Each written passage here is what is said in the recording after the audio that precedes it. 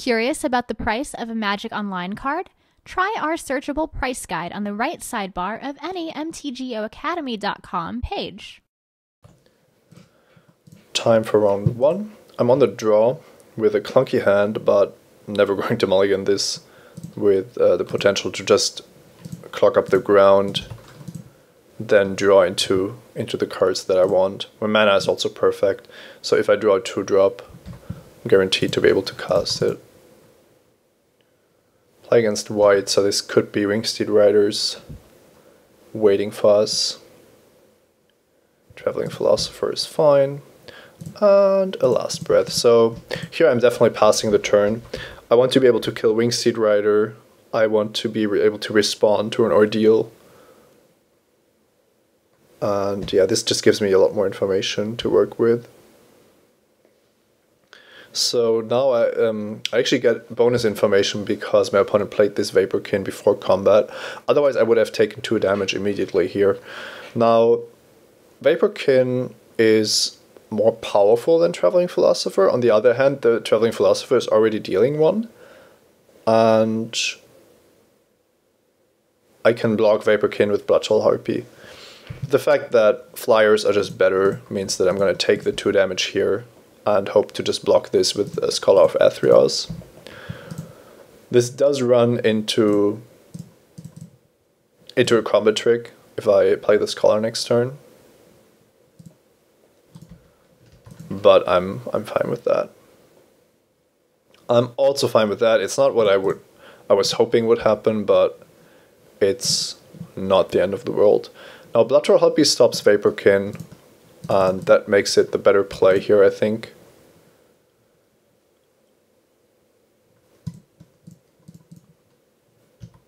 My opponent has the option to only attack with Traveling Philosopher, but that still stops the Vaporkin. And if there's not a Dauntless Onslaught coming, that's actually a fine trade here. 100-handed 1. That's big game. 3/5 Vigilance, and it turns into a 6/8. Now, as long as it's a 3/5, I can block it with a Scholar, which is fine. Tide of Fate's not really doing anything right now, so I'm just gonna play the Scholar here. I don't really have the tools to deal with 100-handed 1 except for blocking it anyway. So now the most dangerous thing to happen is something along the line of Limbus Naiad. An Ordeal would also be pretty bad.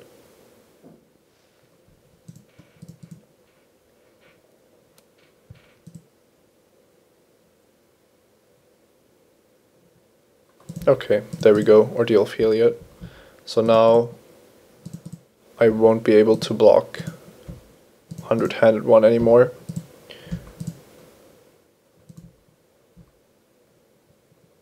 Let's see, I can read the bones.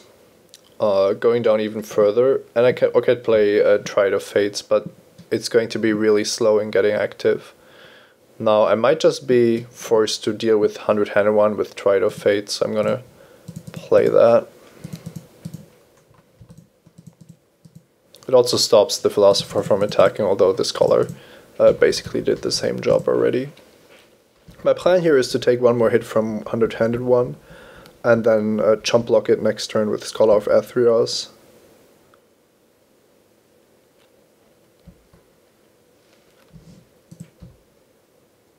Flashmat Steed. Alright, so Flashmat Steed adds a Black Devotion, which is relevant. And this costs a colorless, so I can play Flashmat Steed and activate Scholar of Athreos and Tide of Fates, which seems to be more important than casting Read the Bones here, which also leaves me almost dead, so...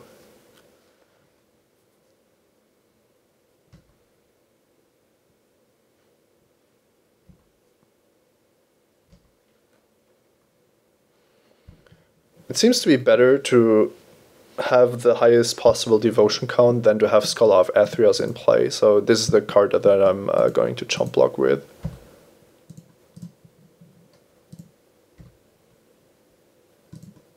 So activate this, and put a Fate counter on 100-handed 1.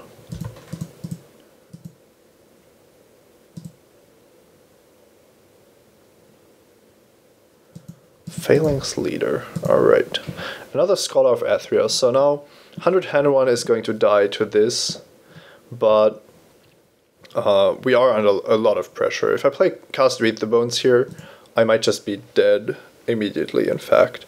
On the other hand, if I don't draw land for the Overlord, then I'm definitely losing. So I'm just going to Read the Bones here. See what we find. Lands. Don't need the plains, and I want the swamp. And a Temple of Silence. That's kind of awkward. But I can just play it next turn, I guess, so it's fine. I need the... I can actually just flicker this, then... Oh, well, the monstrosity kills me then. But Opponent Overlord is kind of good. Oh, I think I'm going to give my opponent 2 cards. And if I'm dead, I'm dead. So... Well, 2 cards is kind of a lot. Let's not give my opponent 2 cards.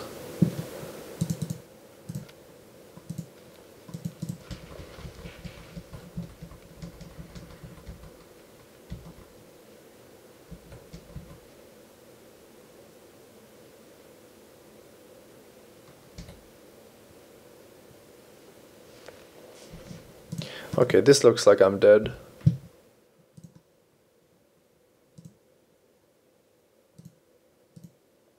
When Phalanx Leader is attacking, things aren't looking too great.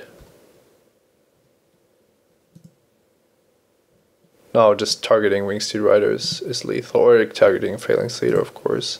Yep, that does it. Okay, yeah, we needed one more turn to stabilize.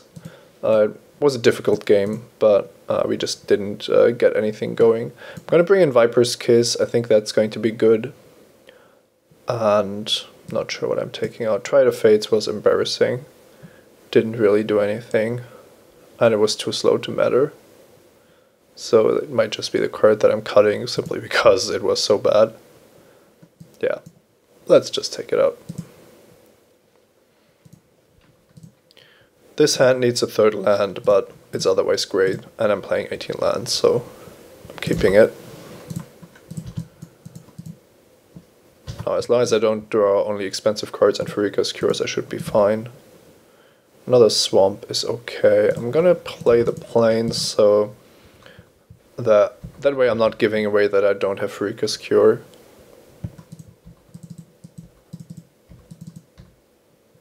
And there, now I've drawn it. It would have been a great play to have that available already. Now I have to decide if I want to Pharika's Cure the Vaporkin immediately, or rather trade it with Bloodtoll Harpy. I have a lack of creatures, and I want to get the flyers off the board. Don't enable my opponents ordeals or cards like that. And because of God's Willing, which I've seen, I decided to just go ahead and kill the Vaporkin. Land would have allowed me to Insatiable Harpy here. I'm gonna Read the Bones before templing. That way I can make a more educated decision what to keep. Grey Merchant and Viper's Kiss. Now, I definitely want another land, but that Grey Merchant looks pretty sweet and Viper's Kiss does it as well. I'm just gonna keep both of them, and then maybe I can look for a land with Temple of Silence.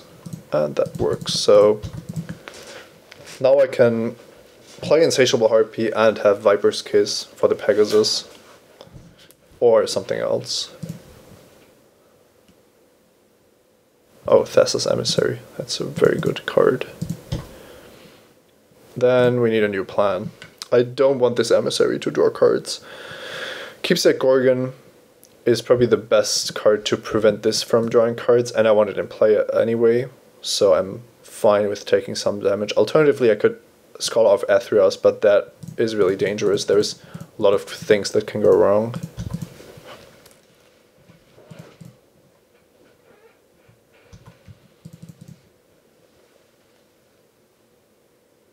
Okay, just attacking immediately. Let's see what happens here. Keepsake Gorgon does have Death Touch, so there aren't too many cards that just absolutely crush you.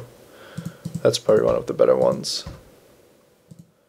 So now I'm gonna Viper's Kiss the Pegasus and just play Scholar of Theros, because it's quite likely that that's sufficient to block. I don't want to run out the Grey Merchant. It would have the same effect on the battlefield, but it's going to be a lot better later on in the game. Okay, this is fine. The Snarecaster drawing a card here is not the end of the world.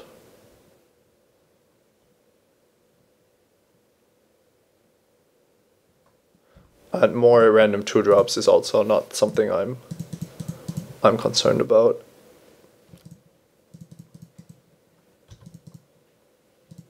So this is actually looking quite nicely. Now, if my opponent attacks with everything here, then I have a pretty difficult decision. Okay, and this is also like the worst case. I have 4 power in the air and there's a 5/5 flyer attacking me. And I could chump block, but I don't think that's winning me the game at all. So instead, I'm just gonna try to raise the Emissary with the help of the Scholar and Grey Merchant. It's really ambitious, but I think it's what I have to do.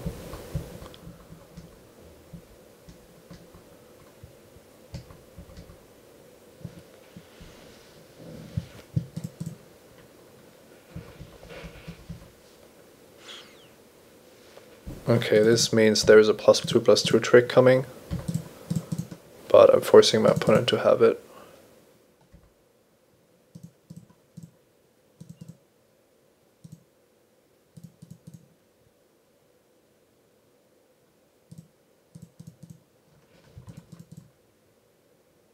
So now the problem is, at some point my opponent can always decide to hold back, and then I'm never winning the race, but didn't really see a way to play this differently.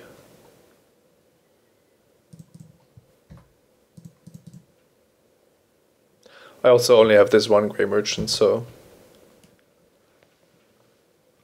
not much going on at this point.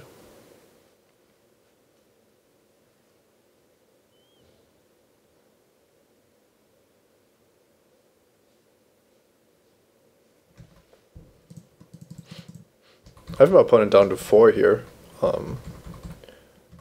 Like I said, I don't have another Grey Merchant, but if I had, it would be actually pretty amazing.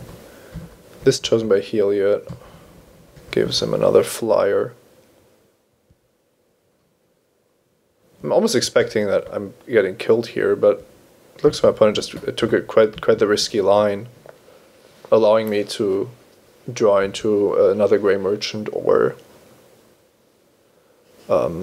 the Morgus's Marauder, both of which I don't have, but even the Scholar of Athreos wouldn't be bad here. Alright.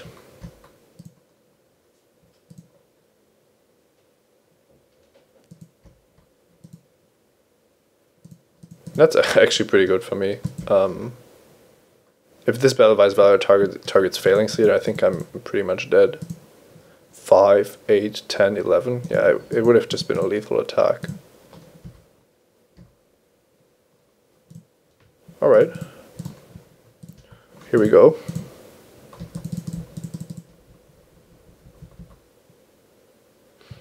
My opponent left a card on top, so I assume that Failing Seer is just getting targeted.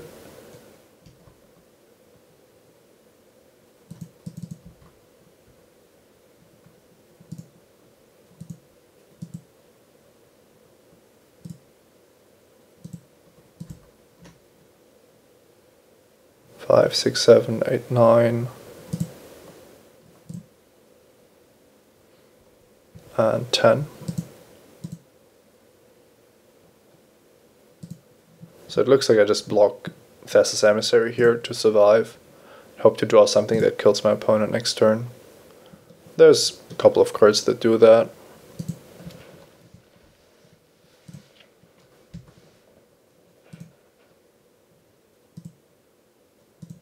Okay, my opponent deciding to play this differently, but now I just take the 5 and I have pretty much the same outs. Opponent Overlord, that might do it.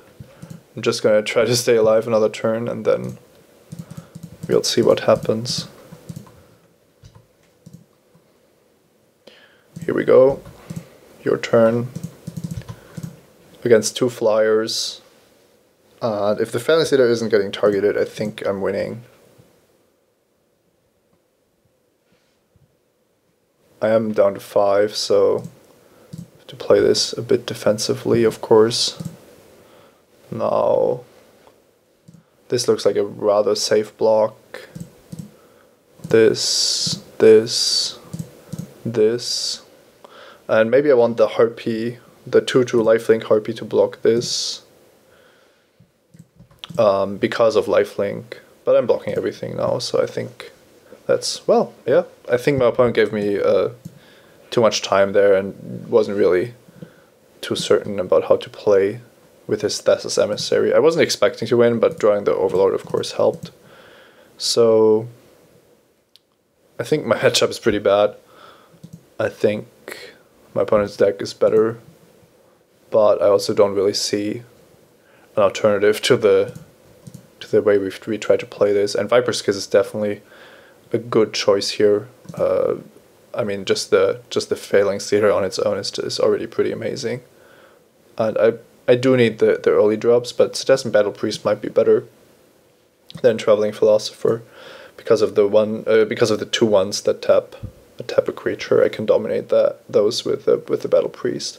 I kind of like Yoked Ox just to block Theros Emissary, and it blocks the cheap creatures just as well. So maybe Yoked Ox is better than one of my cards. Can't really believe that to be true. Could it be better than Fleshmat Steed even? I'm gonna try it. Don't know if it's correct, but Fleshmat Steed is not super amazing or anything, so I'm on the draw. I'm gonna keep this. It's not great, but it looks better than mulliganing. So this Ringseed Rider isn't great. It's my deck is just not a great Ringseed Rider deck. But on the other hand, it's still a very solid card. I decided to represent Furika's Cure here because I want to play Scholar of Athreos on turn 3 rather than Ringseed Rider. Oh wow, can't be blocked by creatures with power 3 or greater. And then it starts exiling stuff and kills my stuff and so on. So if my opponent wants to, he can trade Battle-Wise Valor for Scholar of Athreos here. And I'm definitely blocking Daxos, of course. And then maybe Ringseed Rider is able to stop him.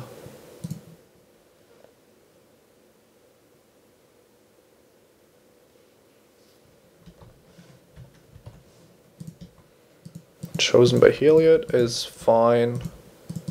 I'm taking 2 here if both of these attack, but that's fine. Okay, now I'm not even taking any damage. I wouldn't have wanted my opponent to get a free card, I think. But this is a problem. Just gonna play this. Say go, and now Daxos gains flying, but Cavalry Pegasus is going to be blocked by Ringsteed Rider. So once again, the problematic cards are Battle-Wise Valor. But then maybe Daxos doesn't accomplish much. That's the game plan. The problem is that I can't really block Daxos anymore. Sentry of the Underworld has 3 powers, so I need the Pegasus to die. And I'm happily trading these if that's... Oh well, no, wait. No, that's the problem. If I trade these, then I'm never going to be... Well, then Daxos doesn't fly anymore, so Scholar can block it again. I lose the Ringsteed Rider, and my opponent gets Bayful Eidolon. That sounds like a good trade. It doesn't really matter that the Sentry can't block Daxos because it won't be flying anymore. So my opponent can only play this turn and gain 6 life from the trigger. Yoked Ox. There we go.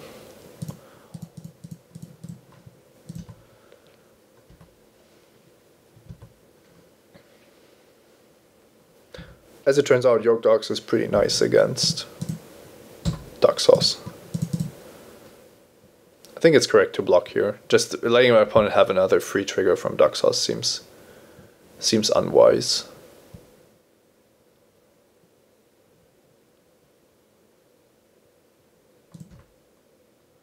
Okay, opponent put the card on the bottom, that's important. Erebos' Emissary is also kind of nice, but I need Yoked Ox in play because it blocks Daxos, as funny as that sounds. Now the thing is, I think that I'm just holding on to the Emissary to bestow it onto my Sentry. 6/6, Flying Vigilance. Regenerate sounds really nice. Okay, that's more than fine. I mean, Daxos isn't always going to hit the most insane cards possible, so opponent is down to 3, might also hit a land. Lash off the rib. Okay, he's just taking my answers, but at least he isn't casting them. Up to 30 though. Putting this onto the Sentry is bad against another Snarecaster. But I think that's fine. I also have nothing, so I'm just going to cast this. I am running into Divine Verdict if I'm blocking with Sentry next turn. I need to do something, and I think that's, yeah, okay. This is really good news. My opponent saying go here is exactly what I needed to happen.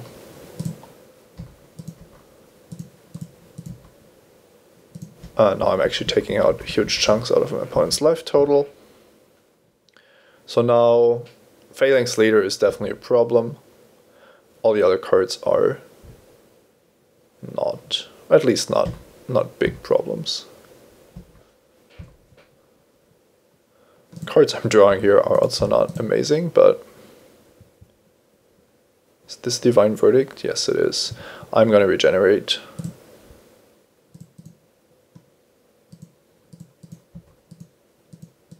I don't think I want it. I want the flyer in play, so I kind of need this.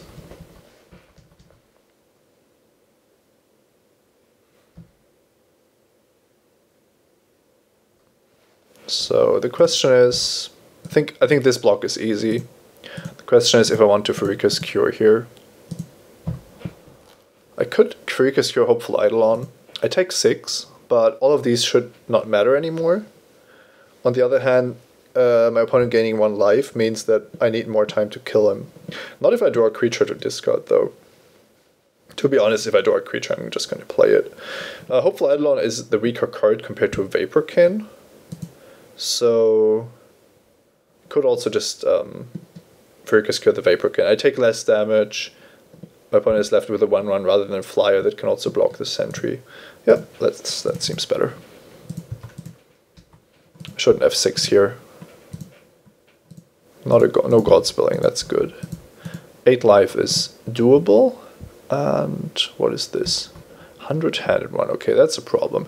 3/5 Vigilance, and it gets Reach, and then it's 6/8, and it can block as many creatures as my opponent wants. But if I draw a creature, I can just kill it in combat, which has to be my goal now. Apparent Overlord is a creature, but it's a creature that I'm just going to play.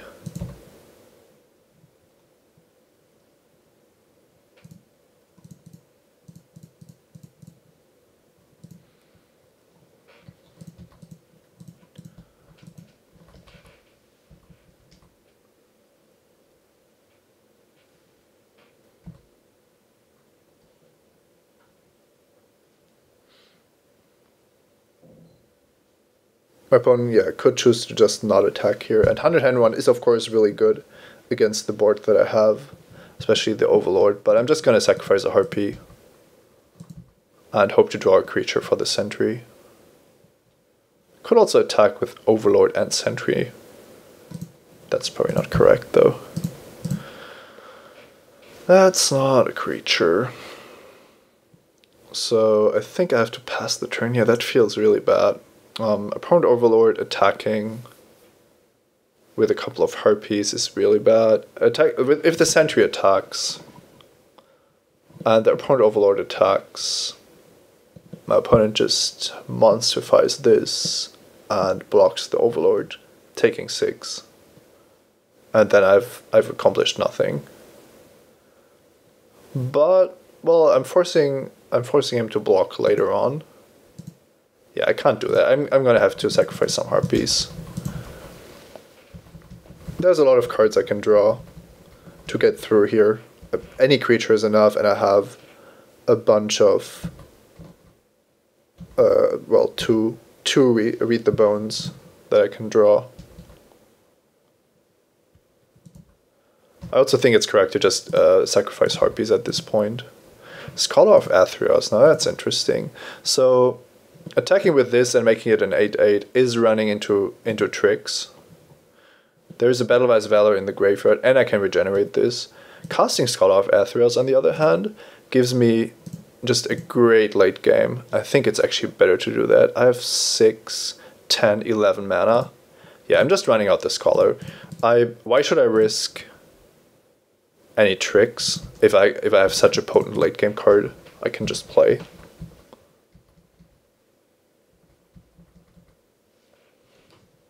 A single +2/+2 effect on this would just blow me out completely, and having the Scholar in play could mean that my opponent is left without a lot of ways to win this.